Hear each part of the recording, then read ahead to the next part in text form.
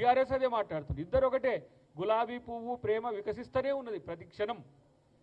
కాబట్టి మిమ్మల్ని ఈరోజు ప్రజలు నమ్మే స్థితిలో లేరని చెప్పినా కూడా మీకు సోయి ఉండదు. ఎందుకంటే మీకు కావాల్సింది రోజుకొక సెన్సేషనల్ వార్త, ఆ దాంట్లో ఉండే ప్రభుత్వం తీసుకున్న పాజిటివ్ నిర్ణయాన్ని కూడా వ్యతిరేకం చేయడానికి మీరు చేసే ప్రయత్నం. శారదా పీఠం అంగీకరించిందో లేదో కనీసం హరీష్ రావు తెలుసుకో. ఈ రద్దును, ఈ లీజు రద్దును శారదా పీఠం అంగీకరించింది. శారదా పీఠంతో ప్రభుత్వ పెద్దలు మాట్లాడుతున్నారు. దానికి సంబంధించిన వివరాలు కూడా మీకు ఎవరిని అడిగినా కూడా ఆ కేటాయింపుకు సంబంధించిన భూ వివరాలు ఎవరిని అడిగినా చెప్పే అవకాశం ఉన్న దీన్ని అనవసరమైన రాజకీయం కోసం చేస్తున్నారు. ఇక మాట్లాడితే కక్ష సాధింపు అని అంటారు. నేను అందుకనే కక్ష సాధింపు ఉండే తిరుగుంటే మీరు గిట్ల ఎట్లా తిరుగుతారని ఎన్నోసార్లు చెప్పిన. కక్ష సాధించే తిరుగుంటే ఇన్ని వేల కోట్ల రూపాయలు మొన్న చూసిండ్రు కదా మీరు, 47,000 కోట్ల రూపాయలు మీరు కట్టిన వైట్ ఎలిఫెంట్కి ఇలా మేము మళ్ళీ కట్టాల్సి వస్తున్నది. దానితో చుక్క నీరు రావట్లే, ఒక చుక్క నీరు కాళేశ్వరం నుంచి రావట్లే. అయినా 2 సంవత్సరాల్లో కాంగ్రెస్ ప్రభుత్వం కట్టింది 47,000 కోట్ల రూపాయలు. ఇంకా మీరు ఈ రాష్ట్రానికి ఏం చేసిండ్రు? ఒకవైపు ఏమో దాచుకుంటిరి, ప్రజల సొమ్మును ఇలా వృధా చేస్తుంది. వృధా చేసింది పోగా 1,40,000 కోట్ల రూపాయల ప్రాజెక్టు విషయం పక్కన పెడితే ఆ కాళేశ్వరం అయిన కూలేశ్వరాన్ని మెయింటైన్ చేస్తానికి 47,000 కోట్ల రూపాయలు. ఇంకా సిగ్గుండాలి మీరు మాట్లాడతాను. కనీసం మనం మాట్లాడుతున్నప్పుడు ఏ అంశం మీద మాట్లాడుతున్నాం అనేది కూడా మీకు తెలియకుండా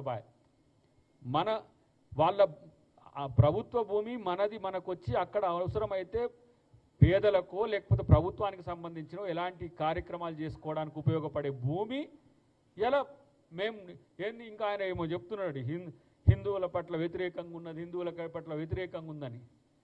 ఈరోజు అట్లా న్యారేషన్ క్రియేట్ చేస్తున్నావు అంటేనే బీజేపీ పట్ల నీకు ప్రేమ ఉందని అర్థమవుతున్నది. గాళ్ళు గదే మాట్లాడుతున్నారు. ఈ దేశంలో సనాతన ధర్మాన్ని కొనసాగించడానికి కాంగ్రెస్ పార్టీ కంటే ఎక్కువ ఎవరు చేసినారు ఒకసారి నాకు చెప్పండి. ఇప్పుడున్న అయోధ్యలో శిలాన్యాస్ చేసింది స్వర్గీయ రాజీవ్ గాంధీ గారు. ఈ దేశంలో సోమనాథ్ టెంపుల్ని నెహ్రూ గారు మొట్టమొదట అది శిథిలావస్థకు చేర్చుకుంటే దాన్ని మరమ్మతులు చేసింది. దీనికి మతం రంగు బులుగుతారు ఒక ఆయన ఏంది ఆ పీఠానికి సంబంధించిన వాళ్ళని ఏదో రెచ్చగొట్టడానికి చేసే ప్రయత్నాలు చేస్తున్నారు. ఇది మంచి ప్రయత్నం కాదు అని చెప్పి హరీష్ రావుకి ఒక హితవు లాంటిది. మరి రోజుకొక ప్రెస్ మీట్ పెట్టి మాట్లాడుతావు మిత్రమా హరీష్ రావు.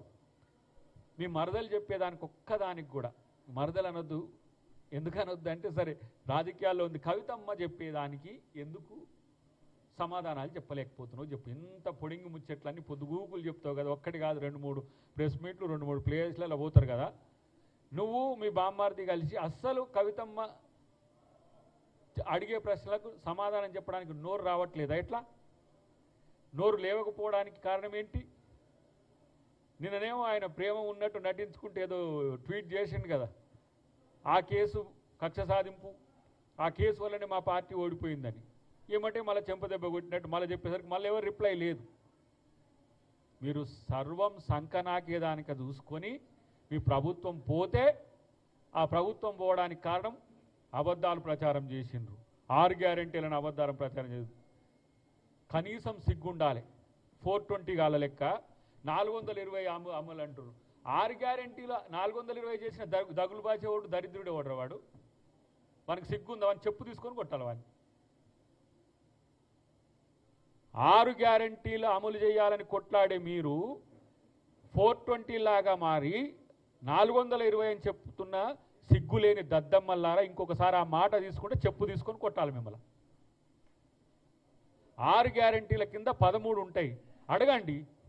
2,500 రూపాయలు ఇవ్వాలి, స్కూటీలు ఇవ్వాలి. స్కూటీలు మొదలవుతున్నది ఇప్పుడు, మైనారిటీ దాంట్లో ఇప్పుడు మొదలు కాబోతున్నది, అప్లై చేసుకోమంటున్నారు. తులం బంగారం సంబంధించి ఉన్నది. ఆ దేవుడు కరుణిస్తే ఆ తులం బంగారం కూడా పెద్ద సమస్యే కాదు. ఇన్నిటిని మీరు ఆర్థిక విధ్వంసం ఇంత అది చెప్పాలంటే కూడా పదే 8 లక్షల కోట్ల అప్పులకు కట్టేయాల్సిన 50,000 కోట్లు ప్రతి సంవత్సరం కడుతుంటిమి. 52,000 కోట్లు మీరు కట్టిన పనికిరాని ప్రాజెక్టులకు 47,000 కోట్లుగా ఇలా మేము మళ్ళీ కిస్తు కట్టాల్సి వస్తుండే ఈఎంఐలు మీరు చేసిన కార్పొరేషన్ అప్పులకు. కాబట్టి హరీష్ రావు మాట్లాడితే ఏదో మేము మేనేజ్ చేసుకుంటాము, వాళ్ళ వీళ్ళతో కొట్లాడి ఏదో రోజు వార్తలలో ఉండాలని చెప్పే ఆలోచనలు నిజంగా కూడా మా ముఖ్యమంత్రి గారు అన్నది కరెక్టే. మనోడు ఈ 6 అడుగులు ఎంత ఉంటాడు ఆయన, కానీ పెరిగింది వాస్తవమే, కానీ గుజ్జు పెరగాలి, ఇది మాత్రం వాస్తవమే. నిజంగానే సోయి ఉండి మాట్లాడితే ఇట్లాంటి మాటలు మాట్లాడరు. ప్రభుత్వానికి మద్దతు చెప్పాలి. ఎస్, ప్రభుత్వానికి ఇప్పుడు ఆడ చూడండి 147 crores పర్ ఎకర్ అక్కడ వస్తున్నది. 147 కోట్ల రూపాయలు ఒక ఎకరం. 2 ఎకరాలు వచ్చినాయంటే దాదాపు 300 కోట్ల దగ్గర ప్రభుత్వానికి ఆదాయం వస్తుంది. ఆదాయం వచ్చిన దాని మీద కూడా విమర్శ పెడితే ఇక మీకు ఏమైనా సోయి ఉన్నాదిరా బాబు, మీకు నాకు అర్థం కావట్లేదు.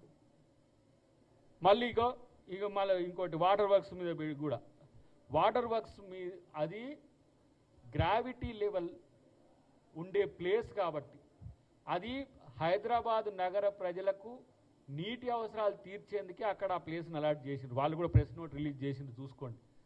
మీలాగా కింద ప్రాజెక్టులు కట్టి పైకి ఎక్కించి పైసలు కొట్టాలనే ప్లాన్ కాదు కాంగ్రెస్ది. ఒక వెనకటి కాళేశ్వరం అప్పుడు మా తుంగతుర్తి మా ఒక నాయకుడు అన్నాడు, ఈయన ఏం సార్ కేసీఆర్ కాళ్ళ కాడ నీళ్లు పోసుకొని తలకాయ తడుపుతా అంటున్నాడు, కాళ్ళ కాంచి నీళ్ళు ఎక్కించి తలకాయ. మీలాగా అట్లా ఉండదు. ఇప్పుడు ఆ సెంటర్ పాయింట్ ఏదైతే వాటర్ బోర్డుకి ఇచ్చింది అక్కడి నుంచి గ్రావిటీతో నీళ్లు పోతాయి. ఎట్లయితే గండిపేట నుంచి కిందికి ఎట్లా వస్తాయో, ఎట్లా హిమాయత్ సాగర్ నుంచి కిందికి వస్తాయో, ఆ గ్రావిటీ లెవెల్లో ఈరోజు మేము చేసిన దాన్ని కూడా విమర్శలకు చేస్తున్నారు. పట్టణ ప్రజల దాహార్తిని తీర్చేందుకు చేసే ప్రక్రియ కూడా వీళ్ళకి నచ్చట్లే. కేవలం కాంగ్రెస్ ప్రభుత్వం ఏదన్నా చేయనండి, ఆ చేసినది మంచిది కాదని చెప్పాలి, అంతే. ఏదన్నా చేయనండి.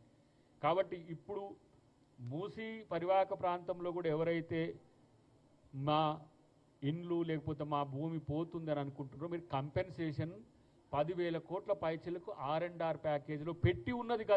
గతంలోనే 6 మీటింగ్ మినిట్స్ మేము ఫాలో అయినాం. కేసీఆర్ కూడా ఒకరోజు మున్సిపల్ శాఖ ఎలగబెట్టిన ఆయనే. ఆయన అడగండి. ఆ రోజు 8,000 కుటుంబాలు ఉండే. ఈ 2.5-3 సంవత్సరాల్లో 11,000 కుటుంబాలు వచ్చినాయి. 11,000 కుటుంబాలు కాదు, 15,000 కుటుంబాలు అయినా సరే వాళ్లకు హక్కు